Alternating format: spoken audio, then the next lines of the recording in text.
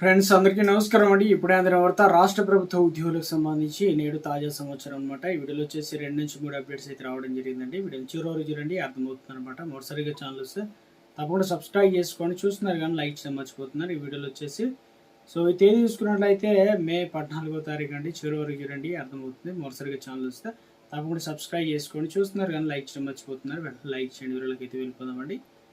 మొట్టమొదటి అప్డేట్ వచ్చేసి మనకు ముఖ్యంగా ఇరిగేషన్ శాఖలో బదిలీలకు సంబంధించి, అంటే ఇరిగేషన్ శాఖలో నిబంధనలు తిలోదక ఇచ్చారంటూ ఇక ఉద్యోగులకు జనరల్ బదిలీల కోసం ప్రభుత్వం జీవో 38 జారీ చేసినప్పుడు దానికి అనుగుణంగా ఏదైతే ఉన్నాయో ఇరిగేషన్ శాఖ సర్క్యులర్ అనేది జారీ చేసిందనమాట. ఇందులో ముఖ్యంగా చెప్తున్నారు ఏంటంటే సర్క్యులర్లో తొలిసారిగా ఎలక్ట్రికల్ ఏదైతే ఉందో దాంతోపాటు ముఖ్యంగా అగ్రికల్చర్ ఇంజనీరింగ్ బదిలీల కోసం ఆప్షన్ ఎంచుకోవాల్సి రావడం గమనార్హం అనమాట. అంటే ఈ 2 విభాగాలకు చెందిన వారు ఎందుకు బదిలీ చేస్తున్నారనేది కూడా ఇప్పుడు ఉద్యోగాల్లో చర్చనీయాంశమైంది. మిగిలిన 2 విభాగాలు ఎందుకు చేయడం లేదు, అందులో మతలబు ఏంటి అనేది కూడా ఇప్పుడు హాట్ టాపిక్ అయితే మారిందనమాట. అడ్మినిస్ట్రేటివ్ ఈఎన్సీ ప్రభుత్వ ఆదేశాల మేరకు బదిలీ నిర్ణయం తీసుకున్నారా లేదనేది ఉందన్నమాట. ఇక ఈ నెల 12న సర్క్యులర్ అనేది జారీ అనమాట. రాష్ట్ర ప్రభుత్వ ఉద్యోగులకు బదిలీ కోసం కామన్ జీవో 38 జారీ చేసింది. అన్ని శాఖల్లో బదిలీలకు అనుమతి ఇచ్చిందనమాట.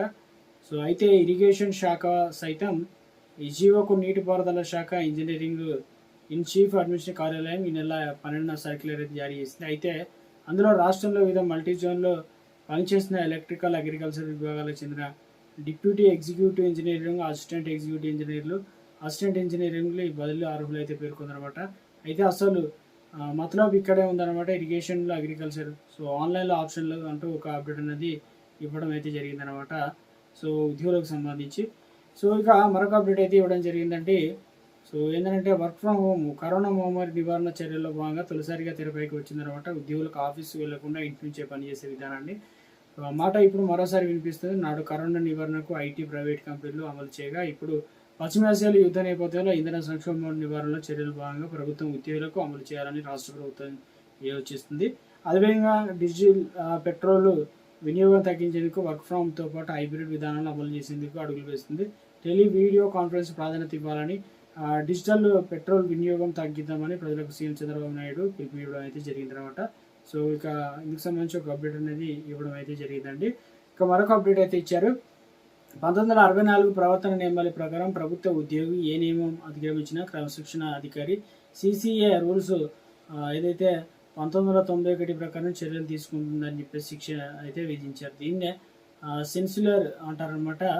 ఈ నియమాలు మిలిటరీ డిఫెన్స్ సర్వీస్ కాకుండా ఉన్న సివిల్ సర్వీస్లకు వర్తిస్తాయన్నమాట. తెలంగాణలో సర్వీసులను స్టేట్ సర్వీసు, గెజిటెడ్ అధికారులు, సబార్డినేట్ సర్వీసులు, లాస్ట్ గ్రేడ్ సర్వీసులు కావచ్చు విధించారనమాట.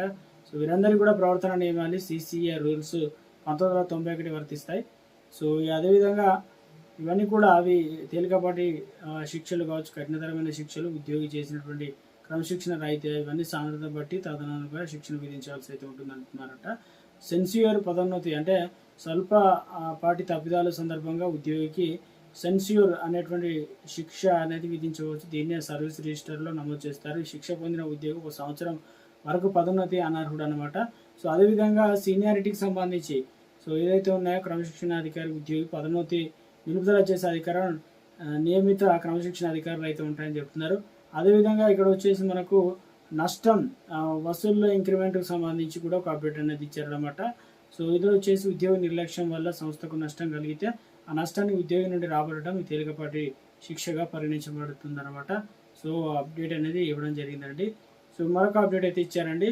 అంటే రాష్ట్రంలో మహిళా సాధికారత చిహ్నంగా ఉండాల్సిన శ్రీనిధిలో ఫెడరేషన్ ఇప్పుడు అక్రమాలకు నిబంధనలు ఉల్లంఘనకు అడ్డాగా మారిందంటున్నారు. దాదాపుగా 5,500 కోట్లు భారీ టర్నోవర్ కలిగిన ఈ సంస్థలో కనీసం ఒక ప్రభుత్వ ఉద్యోగి కూడా లేకపోవడం గమనార్హం. పూర్తిగా కన్సల్టెంట్, కాంట్రాక్ట్, తాత్కాలిక సిబ్బందితో శ్రీనిధి సంస్థ నెట్టుకొస్తున్నారు. దీని వెనుక భారీ కుట్ర ఉందని ఆరోపణలు అయితే వినిపిస్తున్నాయి. ఆర్థిక శాఖ నిబంధనల ప్రకారం 3,500 కోట్ల టర్నోవర్కు ఉన్న ఏ ప్రభుత్వ రంగ సంస్థకైనా ఐఏఎస్ లేదా గ్రూప్ 1 లేదా అధికార మేనేజ్మెంట్ డైరెక్టర్ అయితే ఉండాలి. కానీ శ్రీనిధిలో మాత్రం 2011 సెప్టెంబర్ నుంచి జి విద్యాసాగర్ రెడ్డి అనేటువంటి ఇక రిటైర్డ్ కన్సల్టెంట్ పాతుకుపోయారు. దశాబ్ద కాలానికి పైగా ఎండీగా కొనసాగడం వెనుక రాజకీయ పలుకుబడి లోపాయకర ఒప్పందాలు ఉన్నాయంటూ విమర్శలు అయితే వెలువెత్తున్నాయి. 450 మంది ఉద్యోగుల రాజీనామా. సో ఒక అప్డేట్ అనేది మనకు ఇచ్చే ప్రయత్నం అయితే చేయడం అయితే జరిగిందండి. సో ఉద్యోగులకు సంబంధించి కాంట్రాక్ట్ అవుట్సోర్సింగ్ ఉద్యోగులు ఉన్నారు కదా. సో ఇక పాత్ర అనేది చాలా కీలకం అని చెప్పేసి గతంలో మంత్రిగా పనిచేశారు శ్రీనివాస్ యాదవ్. ఇక ముఖ్యంగా అవుట్సోర్సింగ్ ఉద్యోగుల కాంట్రాక్టులు లేదే ప్రభుత్వం నడవదు కనుక సో ఇప్పటికైనా అవుట్సోర్సింగ్ ఉద్యోగుల సమస్యలను వెంటనే పరిష్కరించాలని చెప్పేసి తమ కష్టాన్ని దోచుకుంటున్నారు. సరైన టైంకి జీతాలు ఇవ్వడం లేదు. ఏజెన్సీల వల్ల జరుగుతున్న అన్యాయాలను ప్రశ్నించే ప్రయత్నం చేశారు. ఇక గతంలో అధికారంలో ఉన్నప్పుడు అవుట్సోర్సింగ్ ఉద్యోగులకు కూడా వర్తింపజేయడం 43% పెంపు అందించడం జరిగింది. ఏజెన్సీలు తగ్గించిన నేరుగా వేతనాలు అందించే ప్రయత్నం చేశారని చెప్పేసి సో ఉద్యోగులకు రావాల్సిన అన్ని రకాల భద్రత కావచ్చు, అన్ని రకాల డిమాండ్లను వెంటనే రావాల్సినటువంటి ప్రతి ఒక్కటి కూడా ఇవ్వాలని చెప్పేసి ప్రభుత్వాన్ని అయితే డిమాండ్ చేయడం జరిగిందనమాట.